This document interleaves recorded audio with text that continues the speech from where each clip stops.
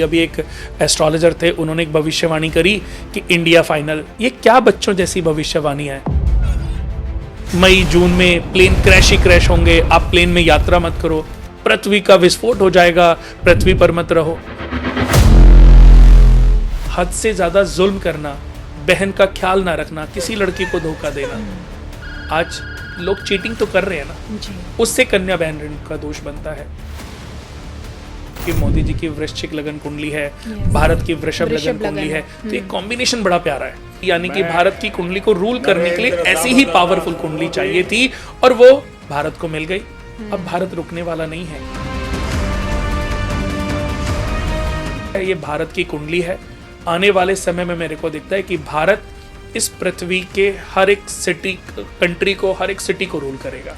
पहले जो 6 महीने वो बहुत भारी हैं, वो इस पृथ्वी के लिए बहुत भारी है, पृथ्वी के लोगों के लिए, हर इंसान के लिए, आपके लिए, मेरे लिए, हर किसी के लिए बहुत भारी है। अगर चैचंदों पर विजय पाली तो मैं कहता हूँ भारत का बाल विभाग का होगा।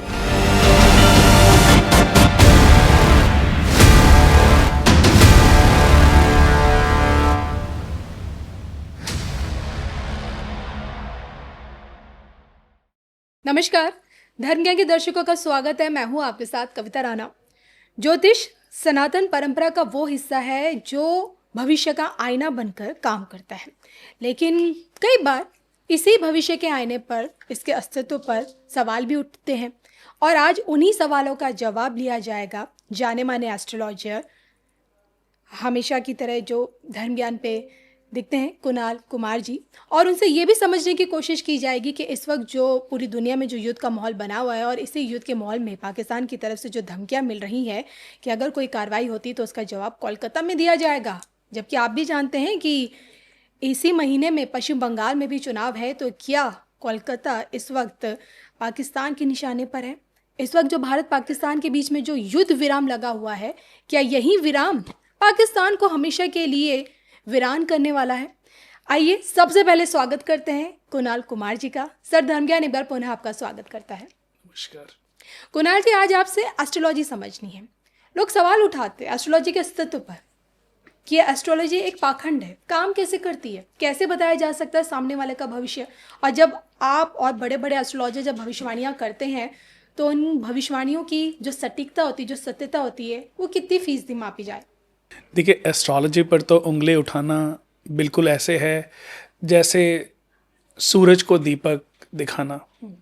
सूरज को अगर दीपक दिखाया जाए या कोई ये बोले कि हे सूर्यदेव, आपकी रोशनी को, आपके तेज को बढ़ाने के लिए मैं ये दीपक जला रहा हूँ, तो ठीक वैसे ही अगर बहुत सारे लोग इस बात को देख करके हंसेंगे, तो ये सुन कर के भी अगर देखा जाए तो बहुत सारे जो नॉलेजेबल लोग हैं वो हंसेंगे ही कि एस्ट्रोलॉजी पर कोई उंगली उठा रहा है। एस्ट्रोलॉजी तो वो ब्रह्मांड का वो अंतर्ज्ञान है कि अगर किसी को पता चल जाए तो हर एक चीज का आकलन करके कुछ भी बताया जा सकता है।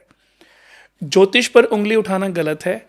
हाँ, ये जरूर आप कह सकते हो कि कोई ज्योतिषी, कोई एस्ट्रोलॉजर, कोई प्रेडिक्शन जो कर रहा है वो गलत हो सकती है, वो इंसान गलत हो सकता है, उसकी प्रेडिक्शन गलत हो सकती है, पर ज्योतिष कभी गलत नहीं हो सकता। ज्योतिष तो हमारे जो वेद हैं, सामवेद, यजुर्वेद, अर्थवेद और ऋग्वेद, इनकी जो आंखें हैं जी, उसको ज्योतिष कहा गया है। यानी कि ज्योतिष का मतलब होता है ज्योति, दिखाने वाला। जो संपूर्ण ज्ञान हमें प्राप्त हो रहा है वो ज्योतिष है। जो किसी को भी रोशनी दिखा दे, जो किसी की भी आगे आने वाले समय की ज्योति को जला दे, वो ज्योतिष है। और वेदों की आंखें, ज्योतिष को ही तो कहा गया है। तो ज्योतिष के बारे में तो मैं यही कहना चाहूँगा कि आज के समय पर किसी को भी, मेरे ख्याल से 2-4% से ज़्यादा का ज्ञान इस पूरी धरती पर किसी भी इस समय के कलयुग में किसी भी एस्ट्रोलॉजर के पास नहीं है। अगर जिसके पास सबसे ज़्यादा ज्ञान है, सोचो उसकी समझ लीजिए उसके पास सिर्फ 5% का ज्ञान है, सोचो 100% का ज्ञान कितना होगा।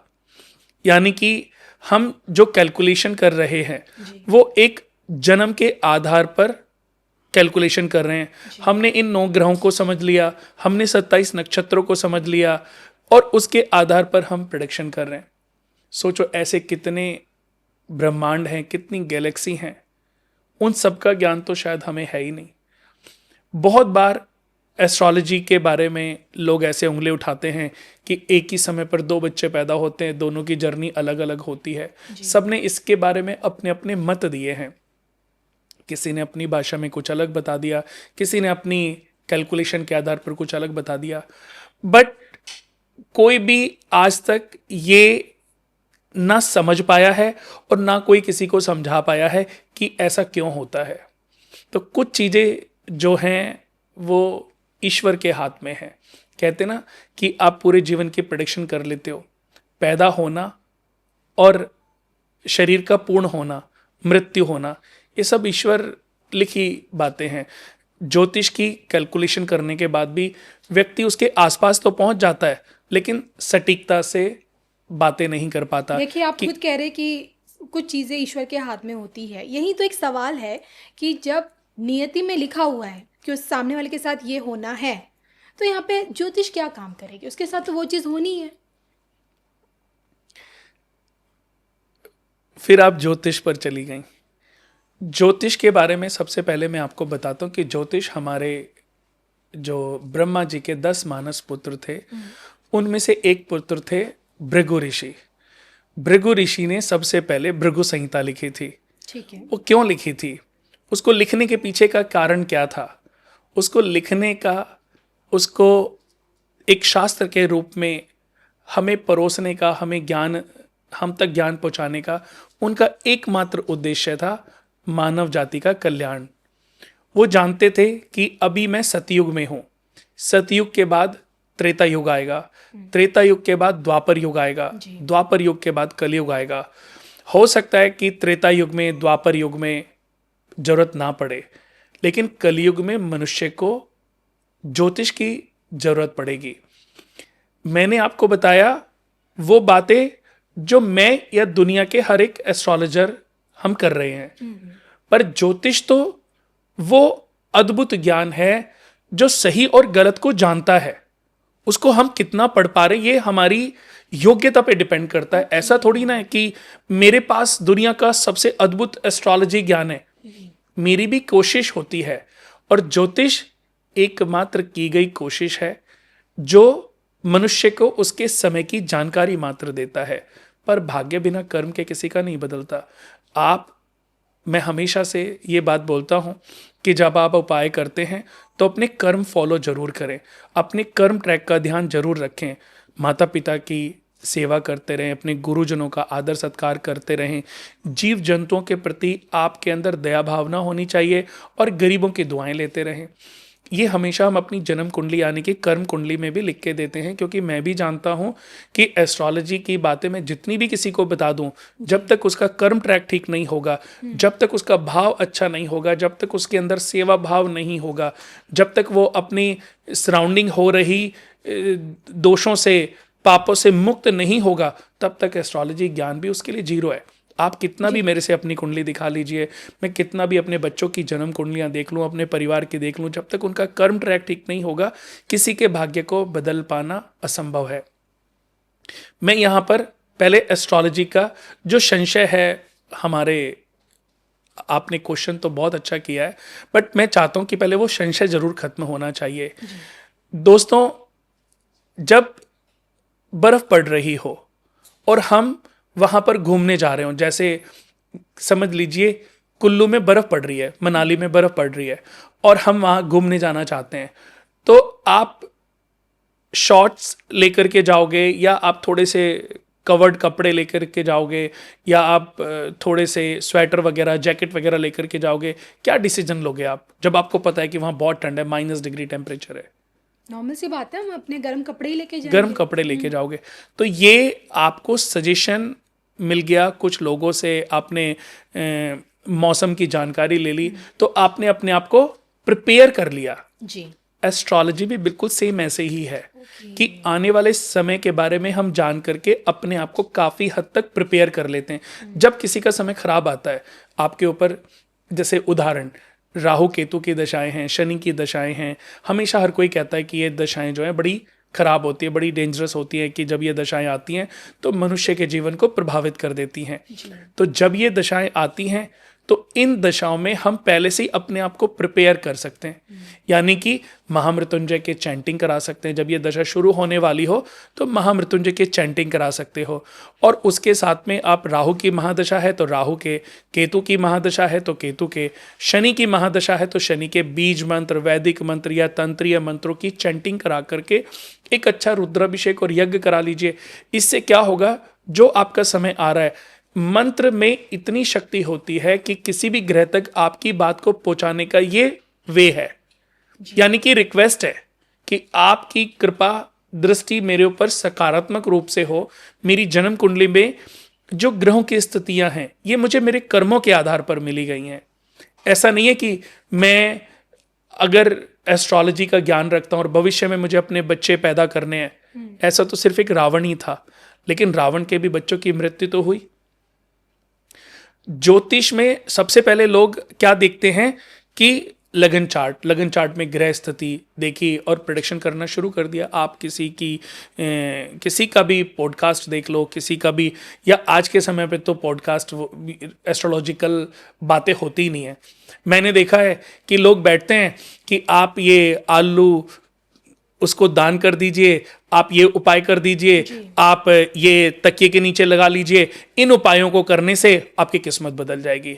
बात हम कर रहे हैं कि हम कर्म ऐसा करें, हमारी क्रियाएं ऐसी हों, हम हर पल वो जीवन में डिसीजन लें कि हमें उपाय करने की आवश्यकता पड़े ही ना। यानी कि जब तक आप कर्म नहीं करेंगे तब तक ज्योतिष भी आपकी नियति को नहीं बदल सकता जी, ये कह 100 बात की एक बात ये बात है। लेकिन देखिए कुणाल जी, एक बात है, चलिए आप यहाँ पे हमें ग्रह दशाएं, ग्रह नक्षत्र तो समझा रहे हैं, लेकिन उनका क्या जो अन्य धर्म से आते हैं, इस्लाम में ज्योतिष नहीं मानी जाती, भविष्यवाणियों को हराम माना जाता है, वहाँ ग्रह दशाएं नहीं होती हैं। लेकिन जो इंसान इस्लाम को फॉलो करता है, क्रिश्चियनिटी को फॉलो करता है, किसी भी धर्म को फॉलो करता है, उसका क्या, वो उसका भविष्य कौन तय करता है? देखिए, भविष्यवाणी करने में तो मैं भी बिल्कुल भी जरा से भी दिलचस्पी नहीं करता। आपने कोई क्वेश्चन किया तो मेरी कोशिश रहती है कि मैं उस क्वेश्चन का आपको जवाब दूं, बट मेरी ये भविष्यवाणी कभी नहीं होती कि मैं ये भविष्यवाणी कर रहा हूँ कि इस महीने में ये प्रलय होगी, इस महीने। मेरे को अगर ये नॉलेज हो भी जाएगी ना, मैं अगर कैलकुलेट करके ये जान भी लूँगा तो भी मैं भविष्यवाणी, क्योंकि मैं कहीं ना कहीं ये भविष्य के गर्त में जो होना है ये समय के अंतर्गत चीज़ें आती हैं। भगवान राम जी को पता था कि मेरा राज तिलक होने वाला है, कल मेरा राज तिलक होगा, कल की डेट निर्धारित थी, पर भगवान राम जानते थे कि ये राज तिलक हो नहीं पाएगा क्योंकि मुझे 14 वर्ष का वनवास पे जाना पड़ेगा और भरत के लिए ये राजगद्दी माता कैकेयी की तरफ से ये वचन मांगे जाएंगे। वो जानते थे। वशिष्ठ ऋषि ने ये डेट निकाली थी, जो ब्रह्मा जी के 10 मानस पुत्रों में से एक थे। और मैं आपको बता दूं कि ब्रह्म ऋषि उपाधि देने की जो शक्तियां थी वो वशिष्ठ ऋषि के पास ही थी। यानी कि किसी भी ऋषि को जैसे आज डॉक्टरेट मिलती है, उस समय ब्रह्म ऋषि पद मिलता था जी। लेकिन वो कब मिलता था? जब ऋषि तपस्याओं से अपनी शक्तियों को परमात्मा की तरह पावरफुल बना लेते थे। वो इतना मेडिटेट कर लेते थे कि उनकी शक्तियां इक्वल टू गॉड हो जाती थी कि उनके मुख से निकले हुए शब्द भगवान भी मोड़ते नहीं थे, भगवान भी उनको पूर्ण कर देते थे, चाहे वो श्राप दें चाहे वो आशीर्वाद दें। जो इस जीवन मरण, इस पाप पुण्य से मुक्त हो जाते थे, जिनका अपने मन यानी कि चंद्र पर, अपने मन पर कंट्रोल होता था जी।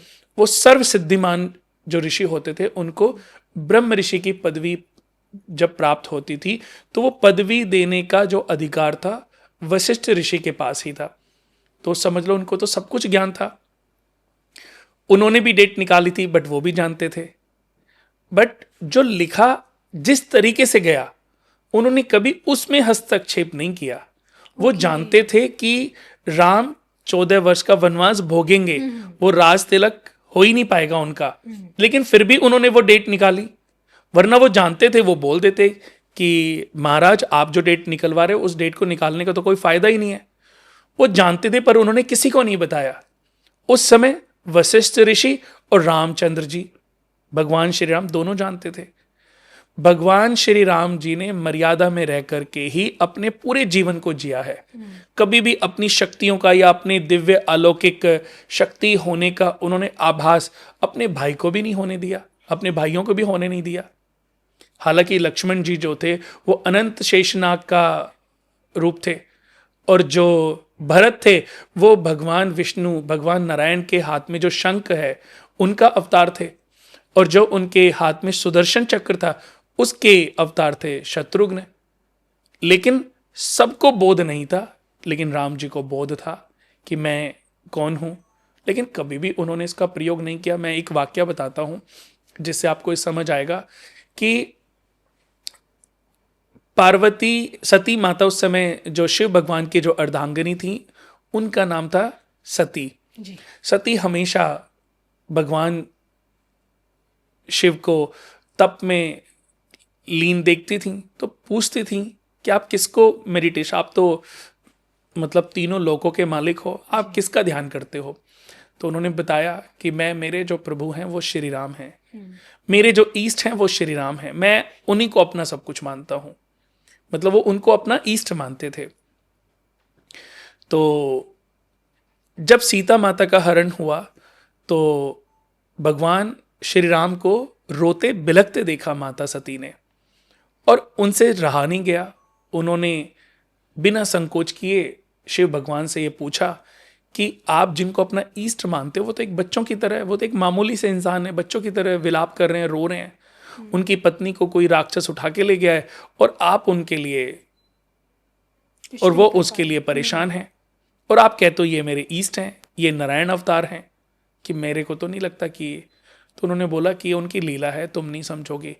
लेकिन जो रामचंद्र जी, जो प्रभु श्री राम जो जीवन उस समय जी रहे थे, सती माता को ये यकीन ही नहीं हो पा रहा था कि उनको बोध भी है कि मैं नारायण का अवतार हूं या मेरे पास इतनी शक्तियां हैं। उनका वो प्रयोग ही नहीं कर रहे हैं। वो बच्चों की तरह वो जटायु को अपनी गोद में रख करके उसकी पूरी बात सुन रहे हैं, उनका दाह संस्कार किया और आगे अपने भाई के साथ वो फिर सेवा मांगने के लिए सुग्रीव के पास गए, वो सुग्रीव के का इंतजार कर रहे हैं, वो सब कुछ देख रही हैं। जब उनसे नहीं रहा गया तो प्रभु शिव ध्यान में बैठे हुए थे, वो उनकी परीक्षा लेने पहुंच गई। जब परीक्षा लेने गई तो उस समय रामचंद्र भगवान पार्थिव शिवलिंग का निर्माण कर रहे थे। यानी कि जब लंका पर चढ़ाई करनी थी, जब लंका पर विजय पानी थी, तो उसके बीच में समुद्र था।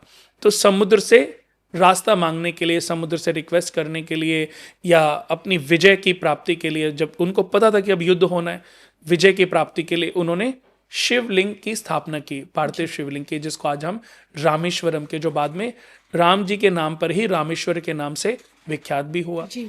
आज भी कितने लोग हैं, 12 ज्योतिर्लिंग में रामेश्वरम शिवलिंग आता है। तो वहां पर शिवलिंग का निर्माण कर रहे थे। इतने में देखा कि सती माता ने सीता माता का रूप धारण किया और वो उनके पास पहुंच गई। तब प्रभु राम खड़े हुए और हाथ जोड़ करके प्रणाम किया कि माता आप और यहां। अब राम जी तो पहचान गए कि ये, उन्होंने तो सती को ही देखा, उन्होंने तो शक्ति को ही देखा, उन्हें सीता नजर नहीं आई, उन्हें शक्ति नजर आई, उन्हें सती माता नजर आई कि शिव भगवान की जो अर्धांगिनी है, शिव भगवान का जो रूप है, शिव और शक्ति का। शिव मेडिटेशन में थे, शक्ति को उन्होंने देखा और उन्होंने बोला माता आप और यहां। अब माता जी थोड़ा सा, शक्ति जो थी, सती माता जो थी, वो थोड़ी सी लज्जित हुई इस बात से कि भाई इन्होंने तो पहचान लिया मुझे। वो वापस अपना वहां से अदृश्य हुई और अपना कैलाश पर्वत आ गई शिव भगवान के समीप। जैसे ही शिव भगवान का ध्यान टूटा तो उन्होंने माता को बोला कि हे सती, तुमने क्या कर दिया। तो उन्होंने बोला क्या किया, मैंने तो उनकी परीक्षा ली। कह रहे तुमने परीक्षा नहीं ली, परीक्षा कोई बड़ी बात नहीं थी। तुमने जो रूप धारण किया वो सीता का कर लिया, ओके। और सीता को मैं मां समान मानता हूं। तुम्हारे शरीर ने जिस स्त्री का रूप धारण किया वो मेरे लिए मां समान थी। तुम वामांगी होने का अधिकार खो चुकी हो। अब मैं तुम्हें कभी अपनी पत्नी की जगह पर नहीं बिठा सकता, क्योंकि मैं तुम्हारे इस शरीर ने जिस स्त्री का रूप धारण किया वो मेरी मां का स्वरूप था, वो मेरी ईष्ट और ईष्ट धात्री का स्वरूप था। ईष्ट मेरे प्रभु श्री राम, और तुमने उनकी पत्नी का रूप धारण कर लिया। अब मैं तुम्हें कभी स्पर्श नहीं कर सकता। आपने सुना होगा, देखा होगा कि सती माता को जब वामांगी होने का अधिकार उन्होंने खो दिया, ये भी एक वजह थी क्योंकि माता जानती थी कि अब इस शरीर को नष्ट ही होना पड़ेगा जी। बस कारण उसके पीछे कारण अब बहुत लोगों को नहीं पता।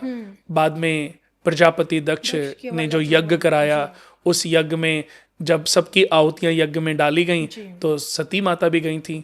उन्होंने अपने पिता के द्वारा अपने पति का इतना अपमान देखा तो उन्होंने उसी हवन कुंड में या अपनी योग शक्ति से अग्नि उत्पन्न करके उसमें वो भस्म हो गई। तो क्योंकि उनको शरीर का त्याग करना था, बाद में विष्णु नारायण भगवान के सुदर्शन से उनके 52 हिस्से हुए, क्योंकि शिव भगवान तो विलाप करने लगे। शिव भगवान तो डिप्रेशन में चले गए, ऐसे समझ लीजिए। डिप्रेशन तो नहीं कहेंगे, लेकिन उनका सब चीज से ध्यान हट गया, वैरागी हो गए। तो विष्णु भगवान जानते थे कि अगर ये वैराग में चले गए तो इनको वापस लाना बड़ा मुश्किल हो जाएगा। तब उन्होंने सती माता जो उनके हाथों में थी, उनके शरीर के 52 हिस्से किए, यानी कि सुदर्शन जब उनसे टकराया तो माता सती के 52 हिस्से हुए और वो इस धरती पृथ्वी पर गिरे। यानी कि इसमें देखेंगे तो 51 हिस्से जो हैं वो भारत की धरती के अंदर ही हैं, जो शक्तिपीठ के रूप में। हाँ, जो शक्तिपीठ के, चाहे वो कामाख्या देवी हैं जहाँ योनि का पार्ट है, ज्वाला जी, नैना देवी जहाँ नेत्र हैं, अम्बा जहाँ उनका एक पांव, ऐसी बहुत सारे अलग अलग। यानी कि कर्म को प्रधानता हर जगह मिली है, ज्योतिष में भी मिलती है। देखो, अगर देखा जाए कि सबको सब कुछ पता था, लेकिन किसी ने भी अपने नियम को नहीं तोड़ा। तो भृगु ऋषि ने भृगु संहिता लिखी। क्यों लिखी? मनुष्य के कल्याण के लिए। आज हम जाने अनजाने कुछ भी थोड़ा सा ज्ञान हुआ नहीं, 4 चीजें हमने पढ़ी नहीं, हम भविष्यवाणी कर देते हैं। क्या आपने देखा है कि अगर कल को ये भविष्यवाणी पूरी नहीं हुई, अभी एक एस्ट्रोलॉजर थे, उन्होंने एक भविष्यवाणी करी कि इंडिया फाइनल, ये क्या बच्चों जैसी भविष्यवाणी है कि मई जून में प्लेन क्रैश ही क्रैश होंगे, आप प्लेन में यात्रा मत करो, पृथ्वी का विस्फोट हो जाएगा, पृथ्वी पर मत रहो। कल को अगर कोई ऐसी पागल इंसान आए और ये बोले कि इस पृथ्वी का विनाश होने वाला है, तो अब कौन से लोग जाओगे? चंद्र लोग जाओगे, मंगल लोग जाओगे, और कैसे जाओगे? क्या सॉल्यूशन है आपके पास? देखिए कुणाल जी, वो जब ऐसी भविष्यवाणियां करते हैं तो वो भी यही तर्क देते हैं कि हमने संभावनाएं जताई हैं, क्योंकि जो वो कहते हैं कि ज्योतिष संभावनाओं का एक खेल है। ये सब जाने अनजाने पाप के भागीदार हो रहे हैं। जाने अनजाने, देखो एक शक्ति तो है ना जो पूरी दुनिया को चला रही है। मैं ये नहीं कह रहा हूँ कि वो भगवान शिव हैं या विष्णु जी हैं या ब्रह्मा जी हैं या अल्लाह हैं या वाहेगुरु हैं, बट एक शक्ति, मात पिता भ्राता हर कोई, संकट में पूछत नाही कोई, स्वामी एक है आस तुम्हारी, हाय हर हु मम संकट भारी, धन निर्धन को देत सदाही, जो कोई जांचे सो फल पाई। तो माता पिता भाई बहन ये सब एक रिश्ते हैं, बट इन रिश्तों के बाद भी इन सब के ऊपर भाई आप देखो, माता पिता भाई बहन ये सब रिश्ते बने, बट एक समय आएगा ये सब आपके हाथ से छूटते चले जाएंगे। तो इंसान को अपने कर्मों से, पाप कर्मों से मुक्त होकर के ईश्वर की शरण में जाना है। स्वामी एक है आस तुम्हारी। एक उदाहरण देता हूं, इसका भी बड़ा प्यारा आपको। एक बच्चे का जन्म हुआ तो सबसे पहले उसको इस प्रकृति से क्या नाम मिला? इस प्रकृति से उसको नाम मिलता है बेटे का, पुत्र हुआ है, यही हुआ ना जी। दूसरा उसको प्रकृति से नाम मिलता है जब उस घर में एक और बच्चा पैदा होता है, यानी कि वो पहले पुत्र था, अब वो भाई हो गया, यानी कि कोई भाई कहने वाला भी अब घर में आ गया। अब जब वो बच्चा बड़ा होगा तो यही बोलेगा ना भाई भाई। फिर तीसरा, जब उसकी शादी होती है वो पति बन गया। चौथा वो पिता बन गया, फिर वो मामा बन गया, फिर वो मौसा बन गया, फूफा बन गया, अंकल, चाचा, ताऊ, दादा, नाना, पड़दादा, पड़नाना, कितने सारे नाम बढ़ते चले गए ना। अलग अलग किरदारों में हो हाँ, गया। पर इंसान तो वो एक ही है ना। जी जी। तो जिस तरीके से वो इंसान एक है, लेकिन उसके बहुत सारे नाम हो गए, कोई चाचा बोल रहा है, कोई फूफा बोल रहा है, कोई मामा बोल रहा है, ऐसे ही एक शक्ति है जो इस पूरे ब्रह्मांड को चला रही है। उसको कोई भी किसी नाम से पुकार रहा है, वो उसी नाम में जाके, अब जैसे एक इंसान वही जो बड़ा हुआ वो लंदन घूमने गया, अब बेटे ने बोला कि पापा मेरे लिए ये ले आना, पत्नी ने बोला मेरे लिए ये ले आना, माँ ने बोला बेटे मेरे लिए ये ले आना, पिता ने बोला बेटा मेरे लिए ये ले आना, पोते ने बोला दादू मेरे लिए ये ले आना, भांजे ने बोला मामू मेरे लिए। तो वो सबके लिए सब चीजें ला करके उसी रूप में सबको सबकी विश पूरी कर देते हैं। ऐसे ही भगवान है, आप उसको अल्लाह बोलोगे, आप उसको विष्णु बोलोगे, आप उसको शिव बोलोगे, आप उसको जो मर्जी बोलो, सबका मालिक एक है। एक ही शक्ति है जो पूरे ब्रह्मांड को चला रही है। लेकिन कुणाल जी एक बात बताइए, जब अन्य धर्मों के लोग आपके पास आते हैं अपनी कोई भी समस्या लेके, तो समस्या का समाधान आप कैसे देते हैं? आप यकीन नहीं मानोगे कि हमारे पास मुस्लिम्स बहुत आते हैं, सिख, पंजाबी कल्चर के तो अनगिनत लोग हैं, यूएस के अंदर, यूरोप के अंदर, यूके में और ऑस्ट्रेलिया में, न्यूजीलैंड में बहुत सारे सरदार फैमिली हैं जो हमें फॉलो करती हैं, जिनके साथ हमारे अच्छे कांटेक्ट रिलेशन बने हुए हैं। दुबई हो गया, पाकिस्तान के भी बहुत सारे लोग, क्योंकि अब देखो ये पॉडकास्ट है, एस्ट्रोलॉजी का नॉलेज हर कोई जानना चाहता है, समझना चाहता है, अपने आने वाले हर कोई परेशान है, हर कोई अपनी परेशानी से मुक्ति चाहता है, तो वो फॉलो कर लेता है। या कभी कोई कांटेक्ट, कभी कोई उसको मिला हमारे, मतलब पूछ लेता है अपनी कुंडली के बारे में, भविष्य के बारे में। पहले मैं फेसबुक पे लाइव करता था, तब बहुत लोगों की कॉल्स और वो आती थी। तो मैंने हमेशा ये नहीं कि आप ये पूजाएं करो, ये करो, ये करो। देखो एस्ट्रोलॉजी क्या है, सबसे पहले तो कर्म ट्रैक को ठीक करना। कि अगर हम ये देखते हैं, पहले तो ये समझना है ज्योतिष क्या है। ज्योतिष मनुष्य को उसके समय की जानकारी देता है। ठीक है। ज्योतिष में सबसे पहले हम देखते हैं, जैसे आज सबसे पहले कि बच्चा किस योग में पैदा हो रहा है। आपने कभी कभी सुना होगा, कहते हैं ना कि यार पता नहीं बच्चा क्या योग लेके पैदा हुआ है, जब से पैदा हुआ है इसके बाद तो इस घर की बहुत तरक्की हुई है, तो उसे कहते हैं योग। योग क्या होता है? हर दिन एक योग होता है, शुभ योग, सौभाग्य योग, वृद्धि योग, इंद्र योग, वज्र योग, हर्षण योग, प्रीति योग, शोभन योग, शुक्ल योग, ये सब अच्छे योग होते हैं। ये ग्रहों से बनते हैं? नहीं, ये हर दिन के हिसाब से होते हैं। हर दिन का अपना एक योग है। अच्छे योग में पैदा हो जाए वो बच्चा पूरे खानदान परिवार के लिए भाग्यशाली होता है। एक होता है परिगा, व्यातिपात, गंड, अतिगंड, शूल। इन योग में पैदा हो जाए व्यक्ति अपने लिए भी हानिकारक होता है, परिवार में भी उसके विनाशक परिणाम देखने को मिलते हैं। हम आज मेरे से कोई पूछता है कि डॉक्टर ने बोला है कि बच्चा सर्जरी से करना है, तो आप क्या दिन सजेस्ट करेंगे? तो मैं, ग्रह तो बहुत बात की चीज़ है। सबसे पहले मैं यही देख के बताता हूँ कि 3 तारीख को ये योग है। जैसे 1 तारीख को वृद्धि योग था, तो एक ने पूछा तो मैंने कहा 1 तारीख को बच्चा पैदा कर लो, वृद्धि योग है, इस दिन बच्चा पैदा होएगा, उसके घर में आने के बाद आपके घर में वृद्धि ही वृद्धि होगी।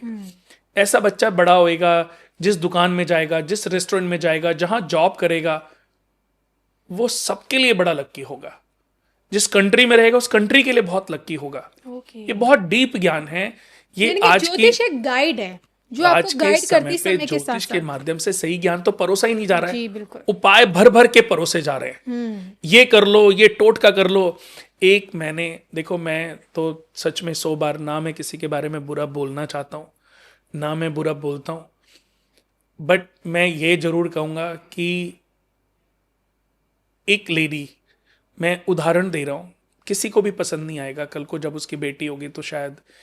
एक लेडी ये कहती है कि आपकी अगर किसी लड़की से शादी हुई है और आपको किसी और से प्यार था और वो प्यार आपको मिला नहीं, तो आप उसको डिवोर्स दे दीजिए, उसको डिवोर्स दे दीजिए, और मैं ऐसा टोटका करूंगी, ऐसा टोना टोटका करूंगी, आपका जो प्यार है वो खिंचा चलाएगा। आप किसी लड़की को प्यार करते हैं, उसके ऊपर ऐसा वशीकरण करूंगी, वो रातों रात आपके से मिलने के लिए पागल हो जाएगी। अब मैं आपको तो क्या बोलूं, लेकिन जितने दुनिया के बड़े लोग हैं, क्या उनके बच्चों के लिए वो वशीकरण कर सकती है? आप मुझे बताओ, किसी की बेटी को आज कितने ऐसे लोग हैं कि जो एक तरफा प्यार में बेचारे मारे जा रहे हैं। लड़का, एक सुंदर लड़की है, पढ़ी लिखी है, इंटेलिजेंट है, उसको प्यार करने वाले 50 हैं। क्या 50 के 50 लोग उसके ऊपर वशीकरण कराएंगे तो 50 के 50 के पास साथ वो शादी करेगी? तो आप मुझे बताओ। बनाने का ये वो तरीका है। नहीं, वो बात की चीज है। आप मुझे जवाब दो कि ये सही है कि गलत है। बिल्कुल गलत है। आप इसको, कल को आपके ऊपर कोई वशीकरण कराए और आपको पता चले कि ये एस्ट्रोलॉजर है, इसने मेरे नाम का वशीकरण कराया, तो क्या आप उसको, और वो मिल जाए आपको और आपको पता चल जाए, तो आप क्या करोगे? तो जैसे आप हो वैसे कोई भी उसको नहीं छोड़ेगा। सोचो सिर्फ कि कल को आज हमारी कोई बेटी है, कल को उसकी अपनी बेटी होगी, अगर उसकी बेटी का वशीकरण कोई लेके आ जाए, क्या वो कर देगी? जब वो अपनी बेटी के लिए वशीकरण नहीं कर सकती, कोई भी ऐरा गैरा आएगा उसकी फैमिली के किसी भी सदस्य के लिए वशीकरण कराएगा, जब वो अपनी फैमिली के लिए वशीकरण नहीं करेगी, उसको कैसे अधिकार कि किसी दूसरे के लिए वो वशीकरण करे? देखिए कुणाल जी, अगर कोई व्यक्ति, कोई ज्योतिष अपने इस ज्योतिष ज्ञान का दुरुपयोग करता भी है तो ये दुरुपयोग नहीं, पागल वशीकरण अगर कोई करे, मैं उसको 10 20 50 लाख करोड़, उसको जो चाहिए, उसके पूरे जीवन में जितना वो कमा नहीं सकती, मैं उसको दे देता हूं। करके दिखाए वशीकरण। यानी आपके लिए वशीकरण नहीं होता है? वशीकरण नाम की कोई चीज मैम होती ही नहीं है। ओके, तो आप तो वशीकरण के अस्तित्व पर सवाल खड़े कर दिया आपने। हाँ, 1000%। 1000%। ओके। ये वशीकरण उन लोगों के ऊपर होता है जो मन से वीक होते हैं। ओके। ऐसे लोग हमारे पास आते हैं, कॉल आती है, हम मना कर देते हैं। ऐसे लोगों से हमें पैसे भी नहीं चाहिए, ऐसे लोगों से हमें क्योंकि ये डिप्रेशन के मरीज हैं। अच्छा। इनके माइंड को कैप्चर कर लिया। वो लेडी क्या कर रही है, क्योंकि दुनिया में ऐसे बहुत सारे लोग हैं जो एक तरफा एक फोटो खींच के उसको जेब में रख के घूम रहे हैं, बस ये मिल जाए मुझे किसी तरीके से। और वो उनको कॉल करती हैं तो वो पूछती हैं कि आपकी फीस क्या है, 2151 रुपए फीस ले ली। अब वो होए ना होए, भाड़ में जाए। मैं कहता हूं कि 100 रुपए के स्टैंप पेपर पे हर व्यक्ति को चाहिए कि ठीक है, अगर नहीं हुआ तो एक एग्रीमेंट बनाओ कि आपको जो पैसे चाहिए उससे मैं 10 गुना ज्यादा देता हूं, लेकिन अगर नहीं होएगा तो उसकी आपको क्या सजा दें हम। अगर वशीकरण नहीं हुआ, वो नहीं हुआ जो वो कहती है, जो वो कह रही है या कह रहा है, कोई भी XYZ कोई भी। मैं आपको ये बता दूं, आज आपने एस्ट्रोलॉजी की बात, एस्ट्रोलॉजी एक साइंस है जो भृगु ऋषि ने लिखा, उसके बाद पराशर ऋषि ने इसमें शोध किए, कलयुग के लिए इसको और ट्रांसफॉर्म कर दिया। हमारे ऋषि मुनियों ने बहुत सारी अपनी नॉलेज ज्योतिष को दी है ताकि हम इसका फायदा उठा सकें, लेकिन हम फायदा नहीं उठा रहे हैं, हम इसको बेच रहे हैं। इसको हम मिसयूज कर रहे हैं। आज आप एस्ट्रोलॉजी में किसी भी इंस्टाग्राम स्टोरी को, किसी भी ऐसे को देखोगे, आपको लगेगा ये उपाय है, लेकिन आप कॉल करोगे ना, उसके बैकएंड कोई नहीं है। लोगों ने एस्ट्रोलॉजी के उपायों के अपने फॉलोवर्स बढ़ाने के लिए पता नहीं कितने इंस्टाग्राम, कितने पेज बना लिए। आज आप डालो कुणाल वास्तु केंद्र, कुणाल एस्ट्रोविद कुणाल, हमारे नाम के ही पता नहीं कितने 100-500 लोगों ने पेज बना रखे होंगे। बट चलो, एक अच्छी बात यह है कि हमारे नाम का दुरुपयोग नहीं हो रहा है। मैं तो कर्मा पे बोलता हूं, मैं तो आज भी कर्मा पे बोलता हूं। आप डालो Kunal Kumar podcast, any podcast, सिर्फ कर्म से रिलेटेड होगा। मैं लोगों को यह समझाना चाहता हूं कि ज्योतिष के ज्ञान को समझो, ज्योतिष क्या है और वो कैसे काम करता है, ज्योतिष से कैसे फायदा लिया जा सकता है, वो मैं ज्ञान आपको दे सकता हूं। आपकी किस्मत में तो बहुत कुछ ऑलरेडी लिखा हुआ है, उस ट्रैक पर तो आप चल ही नहीं, आप पता नहीं कहां पर उलझे पड़े हो। आप गलत ट्रैक पर जा रहे हो, आपने 5 साल गलत ट्रैक पर जाने में लगाए, 5 साल ही वापस आने में भी लगेंगे। ज्योतिष में सबसे पहले देखना चाहिए कि हम व्यक्ति किस लगन में, किस योग में पैदा हुआ है। योग के बाद देखना चाहिए किस नक्षत्र में नक्षत्रों का बहुत बड़ा रोल है। हमारे इष्ट देव कौन होंगे, हमें कौन सा घर मिलेगा, हमें परिवार के सदस्य कैसे मिलेंगे, ये सब नक्षत्रों से पता चल सकता है। नक्षत्र आपके प्रारब्ध हैं। कहते हैं ना, हर पल किया गया कार्य, की गई क्रिया जी कर्म है। अच्छा कर्म और बुरा कर्म, इसका फिर इसको फिर विभाजित, एक अच्छा कर्म एक बुरा कर्म। अच्छा कर्म पुण्य है और बुरा कर्म पाप पुण्य, पाप का फल है। पाप का, जब ये दोनों घड़े आपके कंधे के पीछे होते हैं, जो भी घड़ा भर जाता है, अगर पुण्य का घड़ा भर गया तो आपकी लॉटरी लग जाती है, आपके जीवन में सारे सुख साधन बढ़ने लग जाते हैं। जब पाप का बड़ा घड़ा भर जाता है, आपकी चोरी पकड़ी जाती है। अभी एक एस्ट्रोलॉजर देखो, उधर बॉम्बे की तरफ एक केस में आ गया ना, फंस गया ना, अभी जो भी मामला सामने आया है। मामला सामने आया। जी उसके बारे में कहते हैं वो 150-200 करोड़ का मालिक है। फिर क्यों लालच? जब भी पाप का घड़ा भरेगा ना तो विनाश होएगा। वो चाहे आप हो, चाहे मैं हूं, चाहे वो दुनिया का कोई भी इंसान है। देखिए, आपकी बातों से ये तो मालूम पड़ता है कि अगर आप किसी भी एस्ट्रोलॉजर के पास अगर जा रहे हैं तो उसको बिना परखे उसके पास ना जाए। मतलब पहले जांचे कि सामने वाला जो एस्ट्रोलॉजर है कि आपके लिए उचित है या नहीं है। जी देखो, एस्ट्रोलॉजी ज्ञान को समझो। आज किसी के पास आप गए, आपको वो झांसे में तो नहीं ले रहा। अगर किसी ने बोला जी आपकी कुंडली में तो पितृदोष है, आपके ऊपर तो जी टोना टोटका हो रखा है, तो आप ऐसे आदमी से बचो। आप वापस फीस दे दी, कोई बात नहीं, आप वापस आ जाओ, क्योंकि ये आदमी आपको माइंड को कैप्चर करेगा, आपको अपने वशीभूत करेगा और आपसे पता नहीं क्या क्या करवा लेगा नशे के रूप में। आपको पता ही नहीं चलता कि लोगों ने आजकल क्या क्या तरीके निकाले हुए, आपके माइंड से लोग खेल रहे हैं।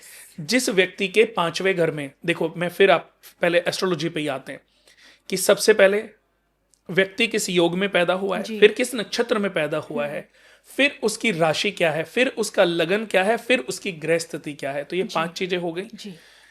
फिर उसके बाद हम ये देखते हैं कि बच्चा जो जन्मा है उसके ऊपर कौन सी महादशाएं उसको मिली हैं। यानी कि जिस नक्षत्र में आपका जन्म हुआ, उस नक्षत्र में पहला चरण, दूसरा चरण, तीसरा चरण, चौथा चरण, दूसरे चरण में यानी कि 40%, 30 to 40% दशा बीत चुकी है। कितना भोग करना है अभी आपको इसकी बैलेंस दशा का, वो आपको नक्षत्रों से ज्ञान मिलता है। आपके जीवन में अच्छे ग्रह कुंड, अच्छे लगन में आप पैदा हो गए, अच्छी ग्रह स्थिति भी मिल गई, लेकिन आपको अपने पूरे जीवन कभी अच्छी महादशा ही नहीं मिली। आपको राहु की दशा, शनि की दशा, और ये आपकी कुंडली में सपोर्टिव नहीं है। तो आपका जीवन तो भी बेकार ही हो गया कि पूरी जवानी निकल गई लेकिन आपके ऊपर अच्छी महादशाएं नहीं आई। जो शुक्र की दशा थी वो 90 साल में आनी थी, क्योंकि टोटल दशा जो है इन सारे ग्रहों को कैलकुलेट करोगे तो करीबन 120 ईयर्स हैं। और उसमें शुक्र की दशा मैंने देखा है 30 साल से लेकर के 60 साल के बीच में जिस व्यक्ति के ऊपर भी शुक्र की दशा आ जाए, इसका मतलब उसने अपने जीवन में कुछ पुण्य जरूर करे और उन पुण्य को भोगने के लिए उसका इस धरती पर आगमन हुआ है। उसको तो बस क्या करना है, अपने पापों का प्रायश्चित करना है। पूर्व जन्म में जो वो पाप कर्म करके आए उसका प्रायश्चित करना है। देखो, किसी ने बोला एक ही समय पे 2 बच्चे पैदा हुए या एक ही घर में जुड़वा बच्चे पैदा हुए, हर बच्चे के कर्मों का ब्यौरा अलग अलग है। बिल्कुल। जन्म, घर, माता पिता, भाई बहन, पत्नी, बच्चे, ये व्यक्ति को सिर्फ अपने कर्मों के आधार पर मिलते हैं। हम हर पल जो क्रिया करते हैं ये कर्म है। कर्म से पुण्य तैयार होते हैं। पुण्य प्रारब्ध के रूप में हमारा भविष्य निर्धारित करते हैं, या मृत्यु के बाद, मोक्ष के बाद हमें जन्म डिसाइड कराते हैं कि हम अपने कौन से प्रारब्धों को लेकर के इस दुनिया में आए हैं। हमें कौन सा घर मिला, कितनी प्रॉपर्टियां मिली, कितना कर्जा मिला, माता पिता कौन है, माता पिता का सुख कैसा है, भाई बहनों का सुख कैसा है, हमें राम लक्ष्मण भरत जैसे भाई मिलेंगे या दुर्योधन जैसा भाई मिलेगा, ये सब आपके अपने कर्म डिसाइड करते हैं। बिल्कुल। प्रथम भाव, अब मैं 12 भाव की बात करता हूं। जो पहला भाव है, स्वास्थ्य, स्वभाव, बल, शौर्य, रूप, चिन्ह, आकृति, प्रकृति, विद्वता, सम्मान, इसका विचार किया जाता है। पहले भाव के कारक होते हैं सूर्य, यानी कि जिस व्यक्ति की जन्म कुंडली में सूर्य प्रथम भाव में बैठ जाए तो ये सपोर्टिव है। जी। सूर्य के बाद इसके जो अच्छे ग्रह हैं बुध और बृहस्पति प्रथम भाव में अच्छा फल दे देते हैं। कई बार मंगल भी अच्छा फल दे देते हैं अगर राशि अच्छी है। मेष राशि के मंगल, वृश्चिक राशि के मंगल या सिंह राशि के मंगल अच्छे होते हैं। लेकिन अगर यहीं पर कर्क राशि का मंगल हो डेंजरस होता है, कन्या राशि का मंगल हो बड़ा डेंजरस होता है, मीन राशि का मंगल भी अच्छा नहीं होता। यानी कि जो शेर है, बब्बर शेर है, उसको स्थिरता चाहिए, अस्थिरता नहीं चाहिए। यानी कि अगर कोई दम्भी इंसान है ना, ताकतवर इंसान है, तो अगर उसको साइकिल पे बिठा दिया जाए तो साइकिल का कोई 200 किलो का आदमी एक साइकिल का चूरा हो जाएगा। जी। तो उसके लिए बड़ी इनफील्ड, बड़ी सॉलिड बाइक चाहिए चलने के लिए। तो ऐसे ही अगर कोई पावरफुल प्लैनेट है तो उसको पावरफुल सनसाइन यानी कि पावरफुल राशि भी चाहिए। स्थिर ग्रह के लिए स्थिर राशि या चर राशि कई बार महत्वपूर्ण होती है। लेकिन कई बार सॉफ्ट, जैसे मंगल अग्नि के कारक हैं, दम्भी हैं, पावरफुल हैं, धरती पुत्र हैं। अब कर्क लगन में वो नीच राशि के होते हैं। एक तो लगन में वो सपोर्टिव नहीं होते, ऊपर से कर्क राशि में बैठ जाएं तो बड़े डेंजरस होते हैं। व्यक्ति सनकी हो जाता है, व्यक्ति के अंदर पाप कर्म जागने लगता है, व्यक्ति के हर समय मन में नेगेटिव थॉट्स जन्म लेने लगते हैं। लगन में कर्क राशि और उसमें मंगल बैठ जाए तो व्यक्ति नेचर से चिड़चिड़ा होता है। आप देखोगे छोटी छोटी बातों पे उसको गुस्सा आ जाएगा। तो ये व्यक्ति का जो प्रथम भाव है लगन, वो डिसाइड करता है। ऐसे ही इन ग्रहों को हर भाव में अच्छा नहीं मान सकते और हर ग्रह हर भाव में खराब भी नहीं होता। इसे हर 12 भाव बताए गए कुंडली। जैसे लगन में सूर्य अच्छा होता है, दूसरे घर में बृहस्पति अच्छा होता है, तीसरे घर में मंगल और शनि अच्छे, तीसरे घर में मंगल अच्छा होता है, चौथे घर में चंद्रमा और बुध अच्छे होते हैं, पांचवें घर में बृहस्पति और सूर्य अच्छे होते हैं, छठे घर में मंगल और शनि अच्छे होते हैं, सातवें घर में शुक्र अच्छे होते हैं, आठवें घर में शनि अच्छे होते हैं, नौवें घर में सूर्य और बृहस्पति अच्छे होते हैं, 10वें घर में सूर्य, बृहस्पति, बुध और शनि को अच्छा माना गया है, 11वें घर में बृहस्पति को और सूर्य को अच्छा माना गया है और 12वें घर में शनि को अच्छा माना गया है। इसके अलावा क्योंकि जब ये ग्रह इन भावों में बैठते हैं तो स्थान बल मिल जाता है। जब स्थान बल मिलता है तो भले नीच के भी होंगे तो स्थान बल मिलने की वजह से सपोर्ट करेंगे। और ऐसे में अगर इनकी पोजीशन अच्छी है, रिलेटेड नक्षत्र है, तो इन ग्रहों का रत्न आपके किस्मत में 4 चांद लगा सकता है। यानी कि जीवन में सारे दुख एक तरफ, सारी प्रॉब्लम एक तरफ, सारे ग्रह एक तरफ, और आपके कुंडली में लग्नेश, पंचमेश और नवमेश की पोजीशन अगर योग कारक बन जाए, वो अपने स्थान बल मिल जाए, मित्र राशि में हो या उच्च राशि में हो, तो ये रत्न पहनना आपकी जिंदगी को 4 चांद लगा देगा। और मैंने अपने जीवन में एस्ट्रोलॉजी में यही समझा है कि अगर व्यक्ति कई सारे मल्टीपल ग्रहों की वजह से वीक है तो एक ग्रह तो उसका ऐसा है जो एज ए फादर काम कर रहा है। बिल्कुल। और अगर एज ए फादर जो ग्रह उसकी जन्म कुंडली में काम कर रहा है, अगर उसको आपने परख लिया, उसको आपने समझ लिया, उसी का रत्न, उसकी ताकत को बढ़ाने के लिए उसी से रिलेटेड रत्न आप उसको पहना दो, एक्टिवेट करके उसकी डिग्रियां देखो। अगर उदाहरण आपका लग्नेश बृहस्पति है, धनु लगन या मीन लगन है, बृहस्पति आपका 9th हाउस में बैठा है या 5th हाउस में बैठा है, इन लगन कुंडली में कारक है, 9th हाउस में भी कारक है, 5th हाउस में भी कारक है, राशि के हिसाब से भी और स्थान के हिसाब से भी। स्थान बल भी हो गया और राशि भी मित्र हो गई। तो ऐसे में शुक्र भी योग कारक है, जैसे मीन लगन कुंडली में शुक्र भी कारक होते हैं। तो ऐसे व्यक्ति को शनि, शुक्र और बृहस्पति की डिग्रियां देखनी चाहिए। अगर शुक्र की डिग्रियां वीक हैं तो उसको व्हाइट सफायर थोड़ा बल देखते हुए पुखराज धारण कर लेना चाहिए, क्योंकि ऐसा व्यक्ति अगर व्हाइट पुखराज धारण करता है अकॉर्डिंग टू डिग्री, तो ऐसा व्यक्ति कभी एक ही रत्न पहने और पीछे मुड़ के वो देखता ही नहीं। आप देखो, मैंने सिर्फ एक ही रत्न पहना है।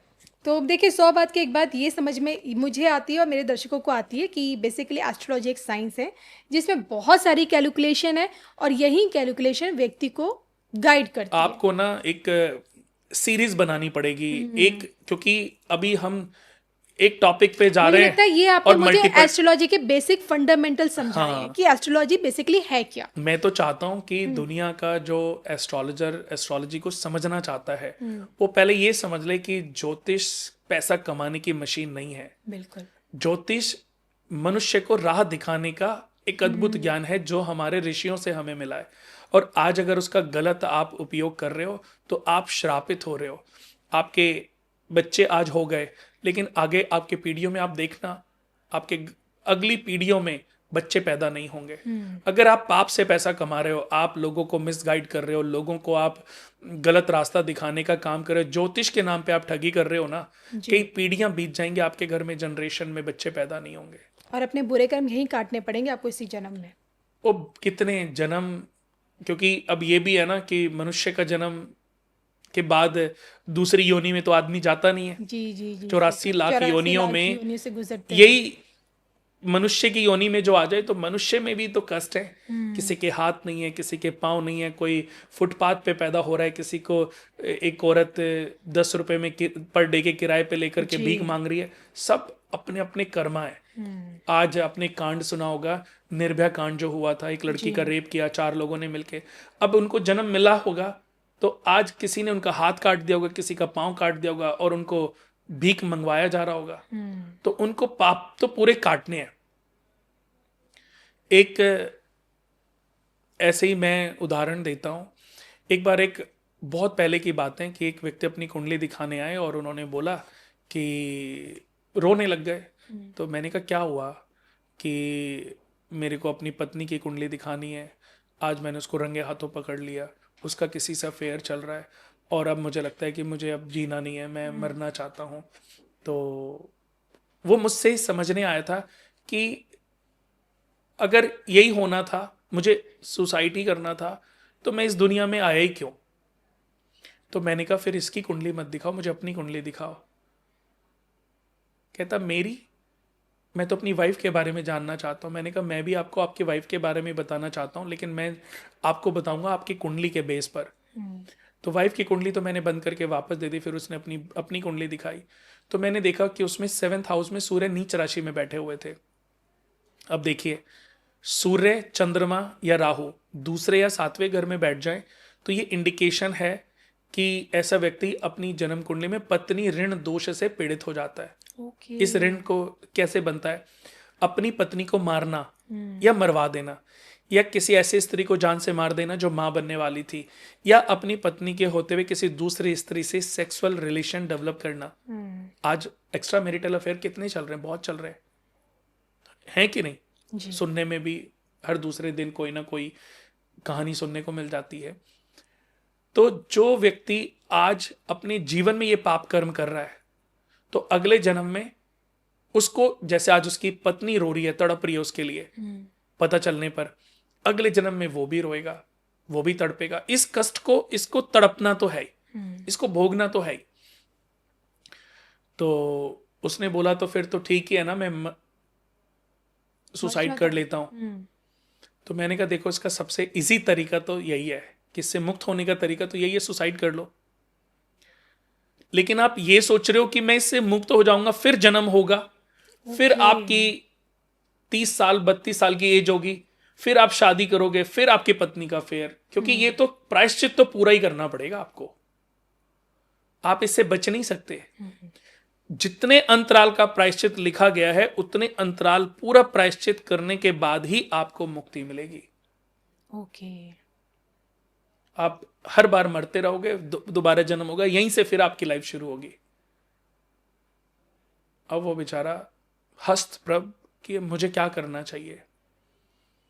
तो मैंने उसको देखो अपनी आसान भाषा में समझाया कि हमें तुम फीस भी मत दो,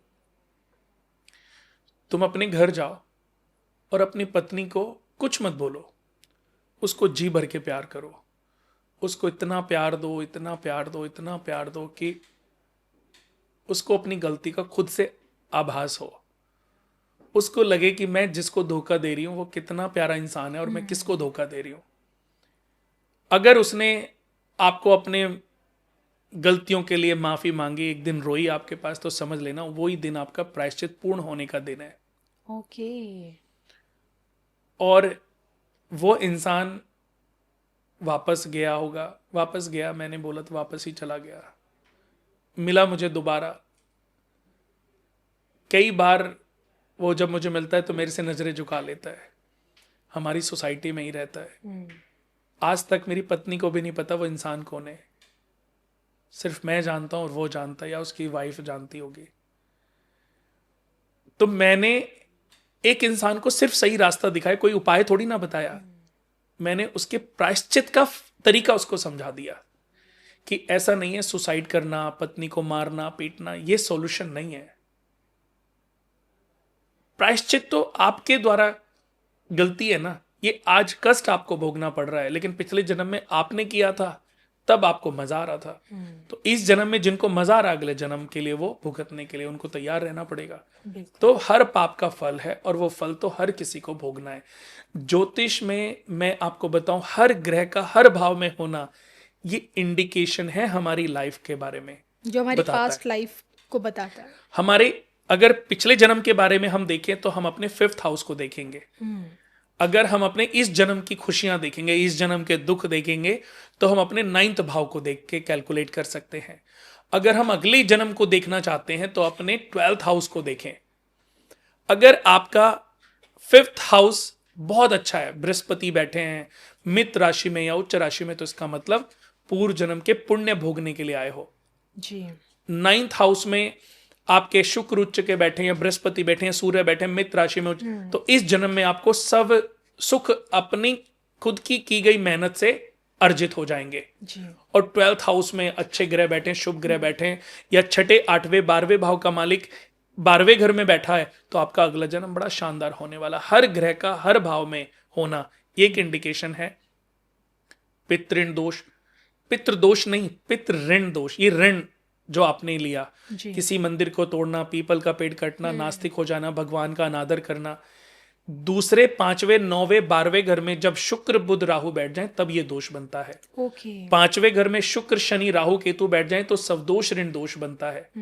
पितृण दोष के लिए 43 डेज पीपल के पेड़ पे जल चढ़ाओ और घर में सबसे बराबर पैसे लेकर के किसी नवनिर्माण मंदिर में दान करो।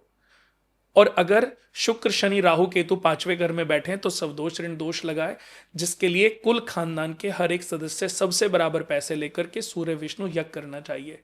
क्योंकि जब तक आप ये यज्ञ करके अपने पापों से मुक्त नहीं होगे तब तक आपकी की गई मेहनत का सिर्फ 5 से 10% फल मिलता रहेगा जी। 90 to 95% फल आपको मिलेगा ही नहीं। उसके लिए सूर्य विष्णु यज्ञ करो, प्रायश्चित करो। दूसरे 7वें घर में सूर्य चंद्रमा राहु के होने से पत्नी ऋण दोष बनता है। किसी गौशाला में जाकर के 100 गायों को चारा खिलाओ, पत्नी की केयर करो। चौथे घर में केतु मातृ ऋण दोष देता है।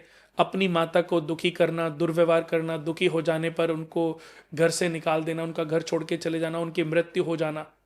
केतु 4th हाउस में इंडिकेशन है। तो व्यक्ति को वो प्रायश्चित करना, अपनी मां की जी भर के सेवा करनी है। सेवा ही सोल्यूशन है।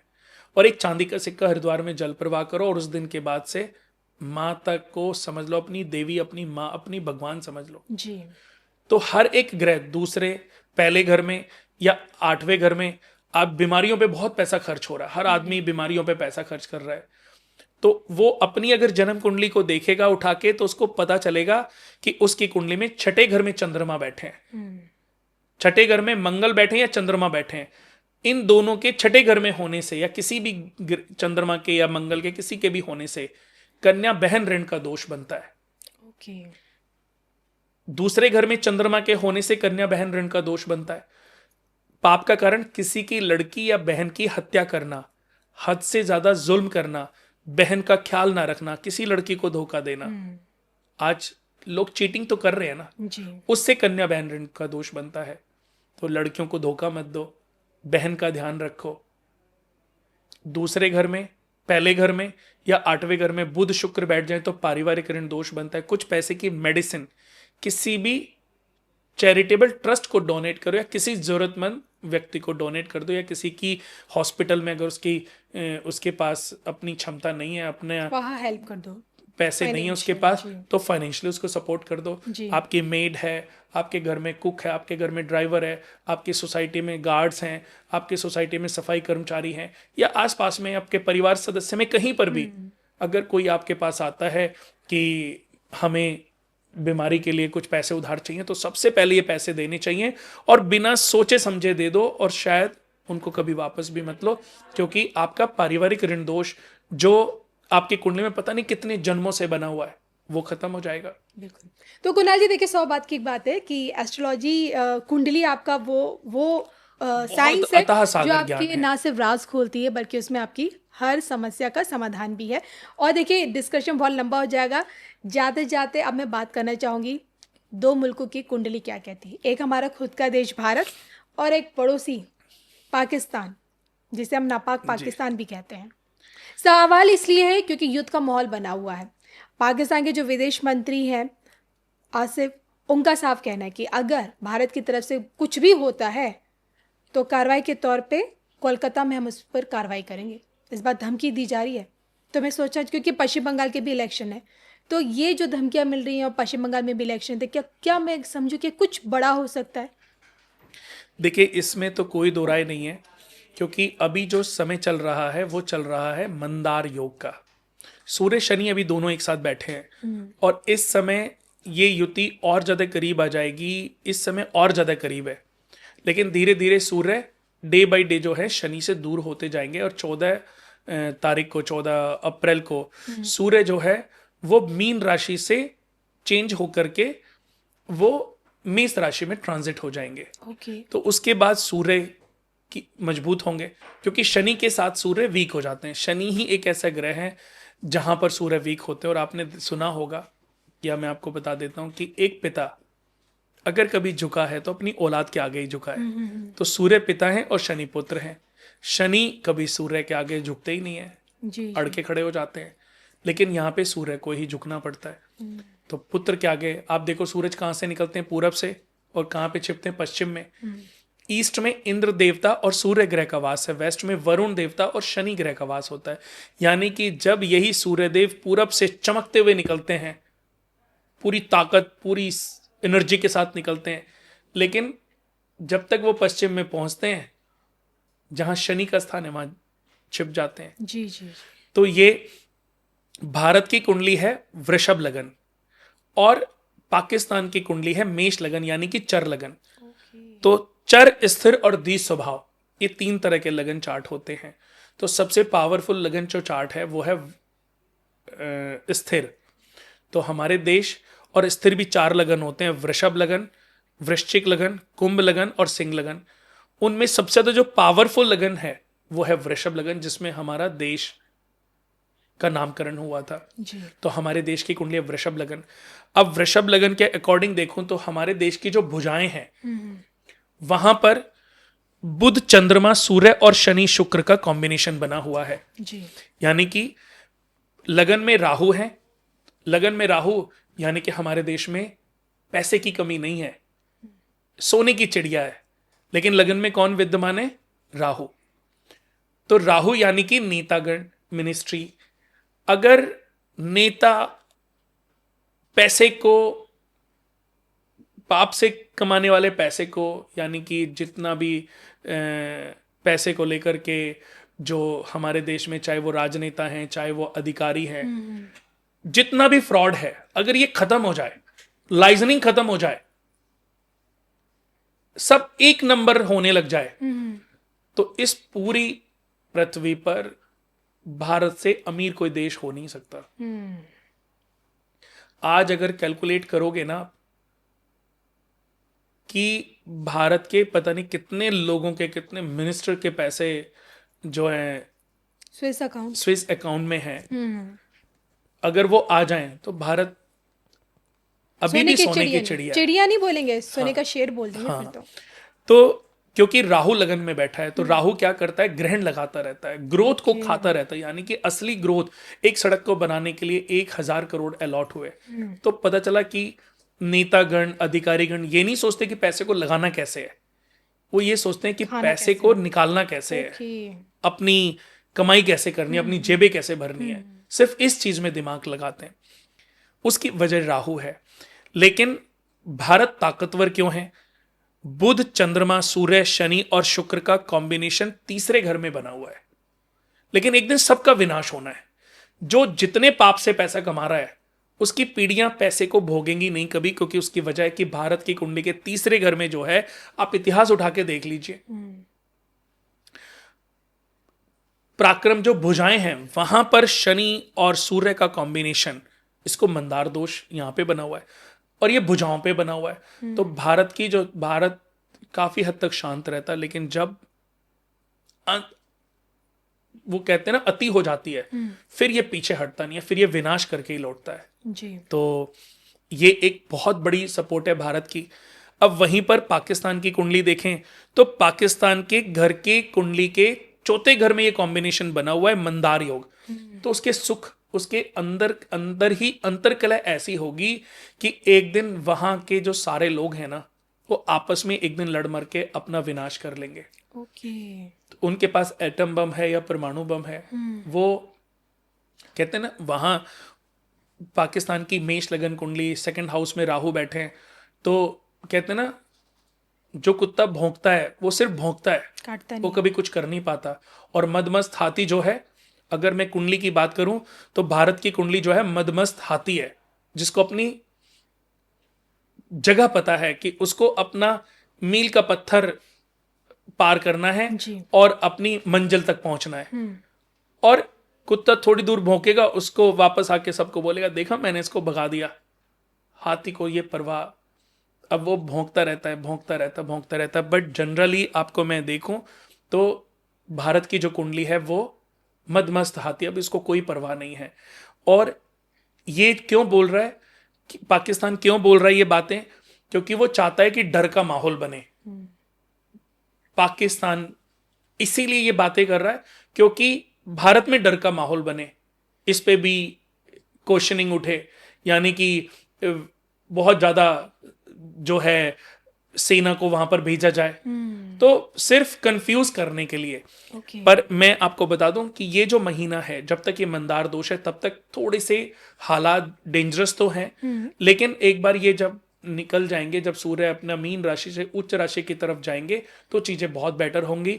और मैं बता दूं कि ये जो साल है ये भी सूर्य शनि का है, यानी कि साल का टोटल करें तो 1 है, और लास्ट 26 को टोटल करें, क्योंकि 26 है ना लास्ट में, उसका 8 है, तो 8 यानी कि शनि, और टोटल करें तो 1। तो ये दोनों का जो कॉम्बिनेशन है ये भी अच्छा नहीं, इसको भी मंदार कॉम्बिनेशन कहते हैं। तो समय, यानी कि पहले जो 6 महीने वो बहुत भारी हैं, वो इस पृथ्वी के लिए बहुत भारी है, पृथ्वी के लोगों के लिए, हर इंसान के लिए, आपके लिए, मेरे लिए, हर किसी के लिए बहुत भारी है। लेकिन जितना 6-7 मंथ में पृथ्वी के लोग स्ट्रगल करेंगे, बाद के जो 5-6 मंथ हैं उसी में वो बहुत अपग्रेड होते चले जाएंगे। लास्ट के 6 मंथ आप देखना, जून के बाद जुलाई, अगस्त, सितंबर, अक्टूबर, नवंबर, हर कंट्री धीरे धीरे बहुत अपने आप को अपग्रेड करेगी। डे टू डे इनकम कभी कभी प्रभावित कर जाती है, लेकिन पाकिस्तान की जो कुंडली है, आयु, संकट, दुर्घटना, मृत्यु के कारण, लांछन, रुकावटें, व्याधियां, परेशानियां, मुसीबतें, जी। ये सब पाकिस्तान की कुंडली के दर्शाते 8वें घर में हैं। केतु ओके। विद्यमान है, ओके। जो कि उनके जाने अनजाने उनकी जो कुंडली बनी, उनके अपने आपस में ही इतनी बड़ी मुसीबतें आती रहेंगी कि उनको दूसरों के बारे में सोचने का मौका ही नहीं मिलेगा। आज भी पाकिस्तान के देखिए विनाश का स्थिति कारण खुद होगा वो। खुद होगा। आज भी स्थितियां पाकिस्तान की ऐसी ही हैं जी, जी। कि भूखमरी फैली है, एक दूसरे को ही लोग मारने में लगे हुए हैं। देखो आज ये जो गल्फ कंट्री में जो लड़ाई है, सिया और सुन्नी की लड़ाई हो रही है, जी जी। कि आपस में उनमें भी तो प्यार नहीं है। देखा जाए केवल एकमात्र कौम ऐसी है जो हिंदू सनातनी, जो इन दोनों को मैनेज करना जानते हैं, जो इनको समझा सकते हैं।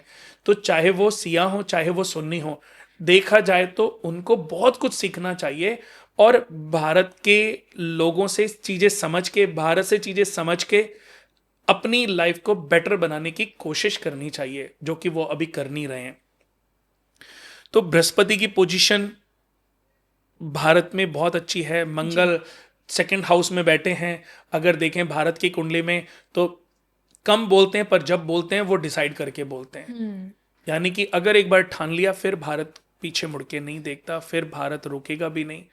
और फिर जहां भी होगा, जहां भी आतंकवाद होगा, जहां भी लोग होंगे, घुस के मारेगा। ये जो अग्रेसिव रूप है, ये आपने देखा कि पिछले मोदी जी जब से आए, क्योंकि मोदी जी की वृश्चिक लगन कुंडली है, भारत की वृषभ लगन कुंडली है, तो ये कॉम्बिनेशन बड़ा प्यारा है। यानी कि वृषभ राशि, यानी कि भारत की कुंडली को रूल करने के लिए ऐसी ही पावरफुल कुंडली चाहिए थी, और वो भारत को मिल गई।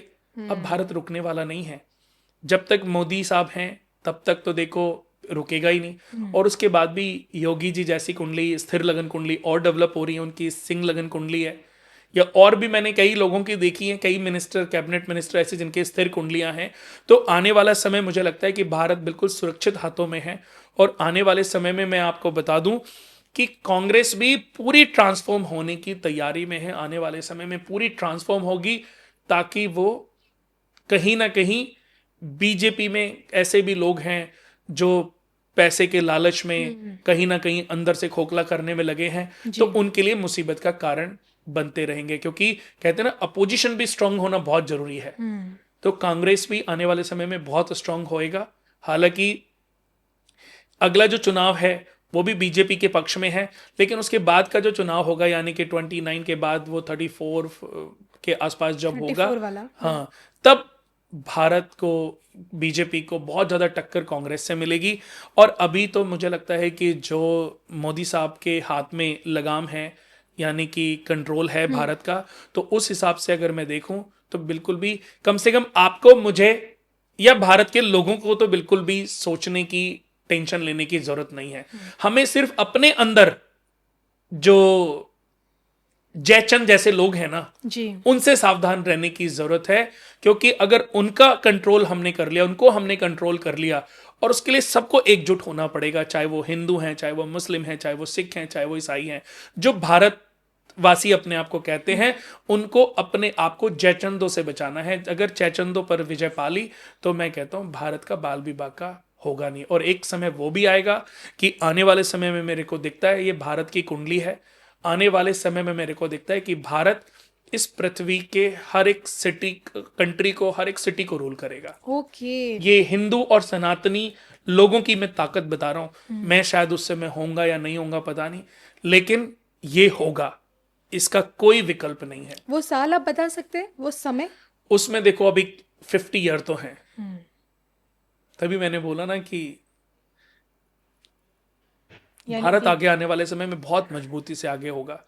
तो रही जो ममता बनर्जी इस समय बंगाल को देख रही हैं, तो वो भी अपने इस समय पर, भविष्यवाणी आप करके गए, हाँ, मतलब इस समय 30% जीतने के, उनके लिए मोदी के टेंशन थोड़ी 70% ज्यादा है। जी। क्योंकि अगर ऐसा होगा तो उनके लिए मुसीबत खड़ी हो जाएगी। बट बीजेपी जो है, जो हमारे देश के पीएम साहब हैं, वो प्रोटेक्ट करेंगे। और कहते हैं ना कि जो बादल गरजते हैं वो बरसते नहीं है, और जो बरसते हैं वो गरजते नहीं है। बिल्कुल। तो ये थे मेरे साथ कुणाल जी, जिनसे ना सिर्फ आज हमने एस्ट्रोलॉजी को समझा, बल्कि ये भी जाना कि आखिरकार पीएम मोदी जी की जो बुल की जो कुंडली है भारत की, उसमें मोदी जी सवार हैं, और यही कारण है कि आने वाले 50 वर्षों में पूरा भारत हमें हर जगह नजर आएगा। इसी के साथ मुझे और कुणाल जी को दोनों को अनुमति दीजिए। और इसके साथ साथ अगर आप एस्ट्रोलॉजी से संबंधित किसी भी विषय पर डिटेलिंग चाहते हैं, जानना चाहते हो इस विषय पर, तो कमेंट बॉक्स पे जाके ज़रूर बताइएगा। उस पर हम एक विशेष पॉडकास्ट लेके आएंगे कुणाल जी के साथ। अनुमति दीजिए, नमस्कार।